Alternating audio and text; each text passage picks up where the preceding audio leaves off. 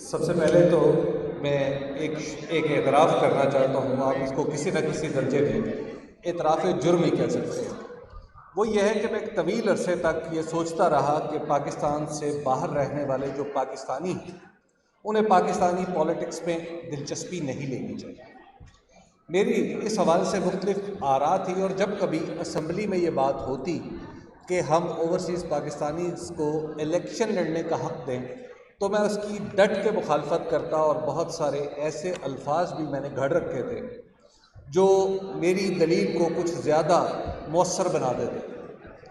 لیکن ابھی حال ہی میں پچھلے 1.5 سال سے جو پاکستان میں ہو رہا ہے اور جو کچھ ہوا ہے، اس کے لیے اگر میں بالکل یہ اعتراف کرتا ہوں کہ اگر بیرون ملک مقیم پاکستانی نہ ہوتے تو یہاں پہ حالت اس سے کہیں زیادہ بری ہوتی جتنا ابھی آپ سب کے سامنے ذکر ہوا ہے۔ یہاں پر انسانی حقوق کی پامالی اس سے کہیں زیادہ ہوتی جتنی ہم نے پچھلی 1.5 سال میں دیکھی، اور آپ لوگوں کی وجہ سے پہلی بار ایسا ہوا ہے کہ پاکستان کی سیاست لوکل سے نکل کے کسی نہ کسی درجے میں گلوبل لیول پہ گئی، اور شاید اس کی وجہ یہ ہے کہ جب ہم نے بیرون ملک پاکستانیوں کو اپنے بچپن میں پاکستان سے پاکستان آتے ہوئے دیکھا تو ہم نے دیکھا کہ یا تو یہ ٹیپ ریکارڈر لے کے آتے ہیں یا VCR لے کے آتے ہیں۔ آج مجھے یہ دیکھ کے بہت اچھا لگا کہ آپ لوگ پہلی بار ہمارے لیے ویلیو، خیال، جمہوریت، آزادی اور حقوق کی بات لیتے ہیں، اور اس کے لیے ہم سب آپ کے شکر گزار ہیں۔ دوسرا ایک سوال جو بہت مجھ سے بھی یہاں پہ جو بیرون ملک مقیم پاکستانی میرے بھائی، میرے بچے، نوجوان دوست جو ہیں، انہوں نے مجھ سے پوچھا کہ پاکستان کے اندر سے کوئی تحریک کیوں نہیں اٹھتی، پاکستان کے اندر کوئی معاملہ آگے کیوں نہیں بڑھتا۔ میں نے کہا جی، سب نے مجھے کہا کہ آپ نے سوال کا جواب ضرور دیں، تو میں اس سوال کا جواب دے تو شکر ہے کہ ایویڈنس بھی میرے پاس ہی موجود ہے اور کیس بھی آپ کے سامنے۔ مارچ 2009 میں چیف جسٹس آف پاکستان کو ان کے عہدے سے معزول کر دیا گیا تھا، 2007 میں، معاف کیجیے گا۔ جب 2007 میں انہیں ان کے عہدے سے معزول کیا گیا تو ایک شخص تھا جو اس کو اپنی گاڑی میں بٹھا کے پورے پاکستان میں گھماتا تھا، اور پہلے دن اعتزاز احسن صاحب آپ کے سامنے بیٹھے، اعتزاز احسن صاحب نے ایک بالکل ایسی تحریک اٹھائی دستور کی اور انصاف کی جس نے پورے کے پورے پاکستان کو دیوانہ بنا دیا۔ حالت یہ تھی کہ جب اعتزاز صاحب انہیں چیف جسٹس صاحب کو، سابق چیف جسٹس کو لاہور لے کے آ رہے تھے تو آتے ہوئے ان کی گاڑی پورے 24 گھنٹے لیٹ ہوئی تھی، اور میں خود ان لوگوں میں شامل تھا ایز اے جرنلسٹ جو مال روڈ پہ کھڑے ہوئے ان کی گاڑی کا انتظار کر رہے تھے کہ انہوں نے پہنچنا تو کسی اور وقت تھا، لیکن پھر یہ بہت دیر سے پہنچے اور ہم رات کو پریکٹیکلی سڑک کے اوپر سوئے، اور اعتزاز احسن صاحب اور وکلاء، یہ سب لوگ جو یہاں بیٹھے ہیں، انہوں نے ہی وہ تحریک چلائی تھی۔ اب میرا سوال صرف اعتزاز صاحب آپ سے اور آپ سب وکیلوں سے یہ ہے کہ کیا اب دستور باقی ہے جس کی بحالی کے لیے تحریک چلانے کی کوئی کال کی ضرورت پڑنی ہے؟ کیا کوئی ایسی صورت باقی رہ گئی ہے کہ ہم کہیں کہ دستور کی فلاں شقوں پر تو پوری طرح عمل ہو رہا ہے، چلیے ایک آدھ پہ گزارا ہے؟ صورتحال یہ ہے کہ وہ شقیں جس کی وجہ سے دستور کہلاتا ہے ساری کی ساری معطل ہیں اور شکستہ ہیں۔ اب یہ معاملہ آپ ہی کے ہاتھ میں ہے، اعتزاز صاحب کے ہاتھ میں اور وکیلوں کے ہاتھ میں ہے کہ ہمیں یہ بتائیں کہ ہمارا دستور جو ہے وہ بحال کیسے ہو سکتا ہے۔ لاسٹلی میں آپ کو ایک عرض کروں کہ پاکستان میں ابھی کہیں پڑھ رہا تھا کہ پوری دنیا میں بہت سارے شعبے اور نوکریاں ایسی ہیں جنہیں آرٹیفیشل انٹیلیجنس ختم کر دے گی۔ جب میں نے یہ پڑھا تو میرے ذہن میں یہ خیال آیا کہ بہت ساری نوکریاں گلوبلی ایسی ہیں جنہیں آرٹیفیشل انٹیلیجنس ختم کر دے گی، پاکستان میں بہت ساری نوکریاں ایسی ہیں جنہیں صرف انٹیلیجنس ختم کر دے گی۔ وہ نوکریاں دو ہیں۔ ایک ہے میری نوکری یعنی صحافیوں کی نوکری. صحافیوں کی نوکری ڈیفینیٹلی ختم ہو جائے گی، کیونکہ ہم جس قدر پابندیوں میں کام کر رہے ہیں، جس قدر سیلف سینسرشپ کا ہم شکار ہو چکے ہیں، اور جس قدر ہمارے اوپر دباؤ ہیں ریگولیٹڈ میڈیا میں، ہم کام نہیں کر پائیں گے. ایک وقت آئے گا کہ ہم میں سے کوئی لوگ بالکل گول گپے کی ریڑھی سے لے کے اس طرح کے کسی ہوٹل بزنس میں چلے جائیں گے، اور شاید صحافت میں آپ کو کوئی زندہ لوگ بھی نہ ملیں. ہاں، کچھ مینیجرز ٹائپ لوگ مل جائیں گے. لہٰذا میری نوکری بھی اسی انٹیلیجنس کے ہتھے چڑھ جائے گی. دوسری نوکری ہے آپ کی، کالے کوٹ کی. آپ کی نوکری اس لیے ختم ہوگی کہ آپ جب فیصلہ لے کے، جب میں آپ کا کلائنٹ ہوں، جب مؤثر بنا دیتے. لیکن ابھی حال ہی میں پچھلے 1.5 سال سے جو پاکستان میں ہو رہا ہے اور جو کچھ ہوا ہے، اس کے لیے اگر میں بالکل یہ اعتراف کرتا ہوں کہ اگر بیرون ملک مقیم پاکستانی نہ ہوتے تو یہاں پہ حالت اس سے کہیں زیادہ بری ہوتی جتنا ابھی آپ سب کے سامنے ذکر ہوا. یہاں پر انسانی حقوق کی پامالی اس سے کہیں زیادہ ہوتی جتنی ہم نے پچھلی 1.5 سال میں دیکھی. اور آپ لوگوں کی وجہ سے پہلی بار ایسا ہوا ہے کہ پاکستان کی سیاست لوکل سے نکل کے کسی نہ کسی درجے میں گلوبل لیول پہ گئی.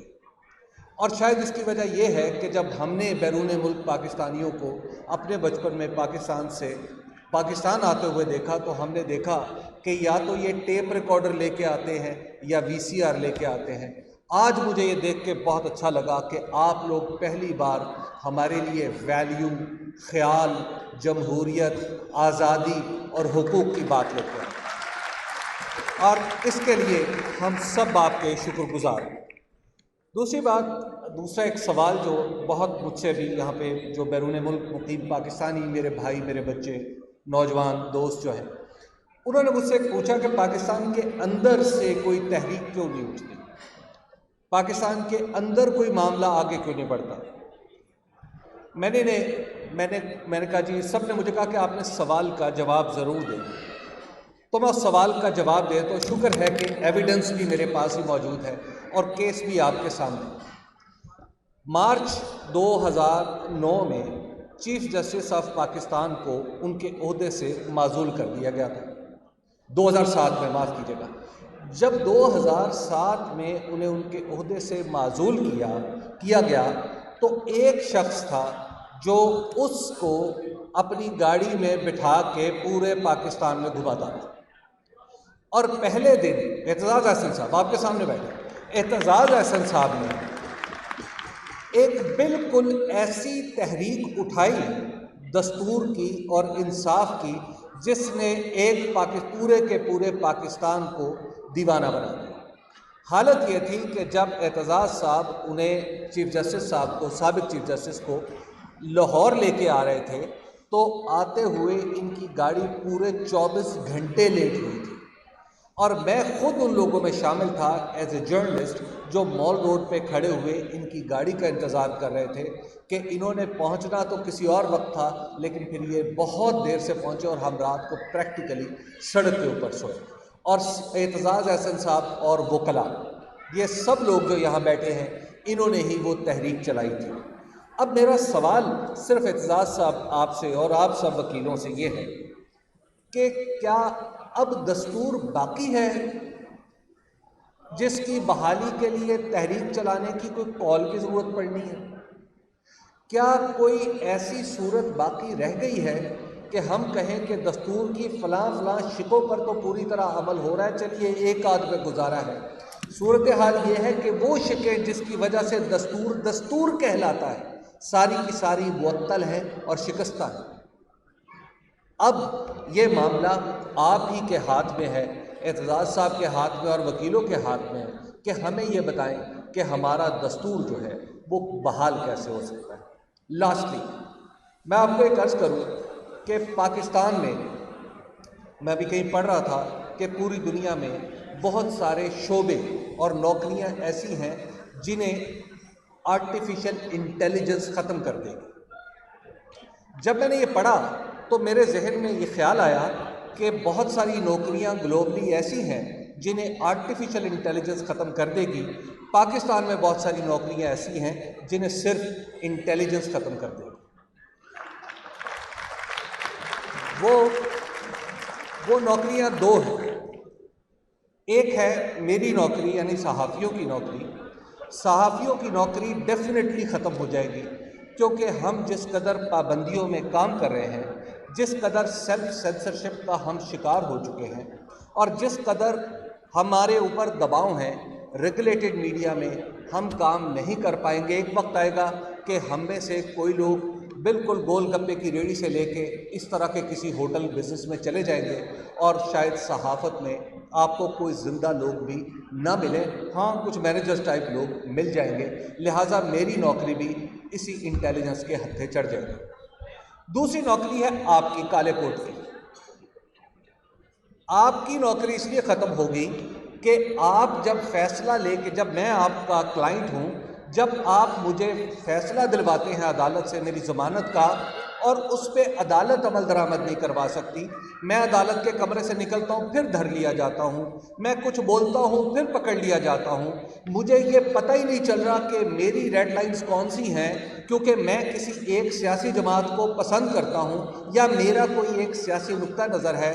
तो मेरा वकील जब मेरा केस लेके जाता है अदालत में, जज जो आप ही में से बनते हैं, ना आपके क्लाइंट को कोई रिलीफ मिल रहा है, ना अदालत का फैसला माना जा रहा है, तो मुझे लगता है कि आपकी नौकरी भी ख़त्म होने वाली है। क्योंकि जब आपकी नौकरी ख़त्म होगी, जब मुझे नज़र आ रहा है कि आपकी दलील नहीं सुनी जा रही, आपकी नौकरी बाकी नहीं रही, तो फिर मैं अपना फैसला क्या पिस्तौल से करूँगा? फिर दो ही सूरतें होंगी, या तो मैं हर नाइंसाफ़ी को मान लूँ या फिर मैं खुद नाइंसाफ़ी करने वालों में शामिल हो जाऊँ। Thank you very much.